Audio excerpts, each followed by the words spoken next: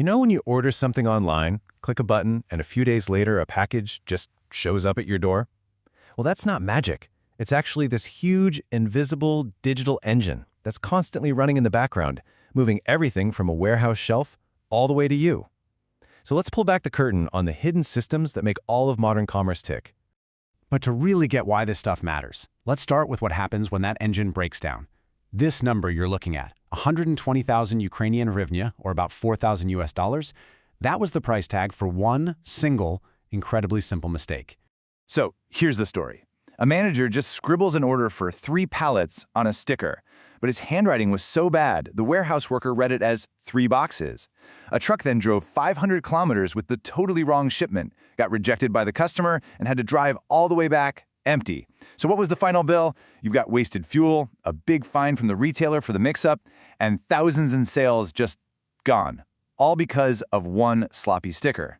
Right, so how do you prevent these kinds of multi-thousand-dollar screw-ups? Well, you build a system where it's pretty much impossible for a human to make that kind of mistake in the first place. And that's exactly what we're going to break down here. The solution to all this chaos is something called a Logistics Information System, or LIS for short. And honestly, the best way to wrap your head around it is to think of it as the central nervous system for a company's entire operation. And just like a real nervous system, it's got 3 main layers that all have to work together perfectly. You've got the hardware, which is like the senses and the hands. It's what actually touches and interacts with the physical world. Then you have the software, which is the brain doing all the thinking. And finally, information, which is the memory, making sure nothing is ever forgotten. Now, when I say hardware, please don't picture your smartphone. This is serious, industrial-grade stuff. These are tools that are built to be dropped, to work in freezing cold warehouses, and to scan a barcode from 20 meters away. We're talking everything from scanners you wear on your finger to rugged computers bolted right onto a forklift. Every single piece is designed for one thing: getting the job done fast in a really tough environment. So what's the common thread that connects all these different devices? It's the operating system. For years, companies were stuck using these old proprietary systems like Windows CE. They were a nightmare, expensive, hard to find developers for, and eventually they just stopped getting updates. But today, the whole industry has pretty much standardized on Android Enterprise. Why?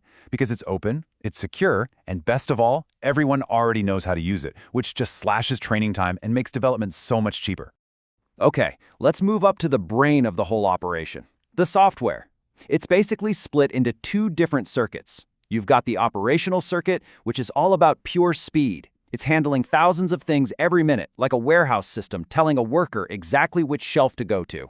Then you have the analytical circuit. This one is all about thinking deep. It takes all that raw data and looks for patterns to help the business make smarter decisions down the road. But what's the glue that holds all this information together? It's a really important idea called the single source of truth. All this means is that a critical piece of info, like how many of a certain product you have in stock, only exists in one central place.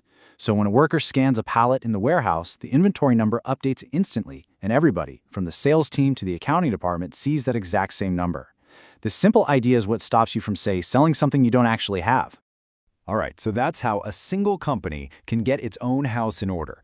But what happens when 2 different companies, like a big supermarket and one of its suppliers, need to talk to each other constantly? That's where something called Electronic Data Interchange, or EDI, comes into play. And let's be super clear about something. Just emailing a PDF of an order is not EDI. That's because a person still has to open that email and manually type all that info into another computer, which is where mistakes happen. True EDI is when one computer system talks directly to another computer system with 0 humans in the middle. For decades, the language these computers used to speak was called EDIFACT. And as you can see, it's just this dense, cryptic string of text. It was super efficient for computers back in the day, but for a person, it's pretty much unreadable.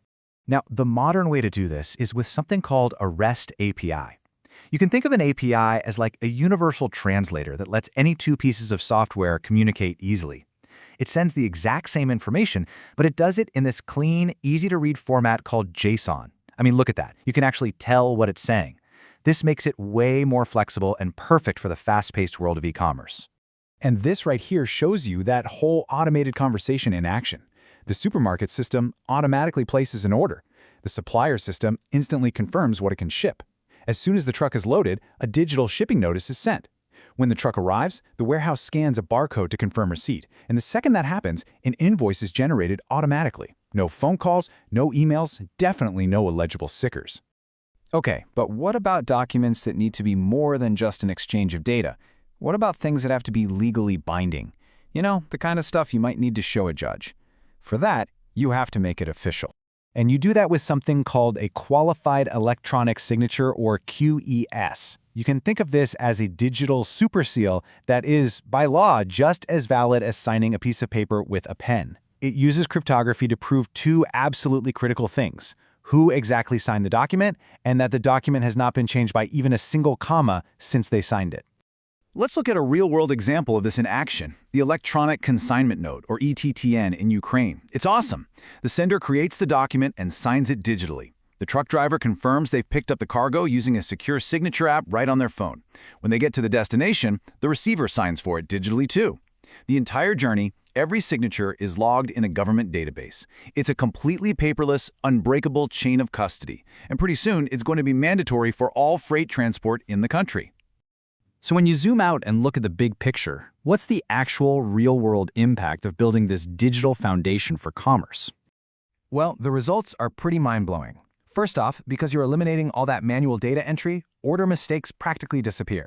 And since the warehouse knows exactly what's on an incoming truck, they can unload it way faster. We're talking a 90% reduction in processing time. All of this automation just massively brings down the cost of every single transaction. But maybe the most powerful impact of all is on a company's cash flow. Think about a trucking company. They used to have to wait up to 2 weeks for a driver to physically get back to the office with a stack of signed papers before they could even send an invoice. Now, with the e-TTN, that invoice is ready to go the very second the delivery is signed for digitally. It shrinks the payment cycle from weeks down to just a few hours. That's a total game changer.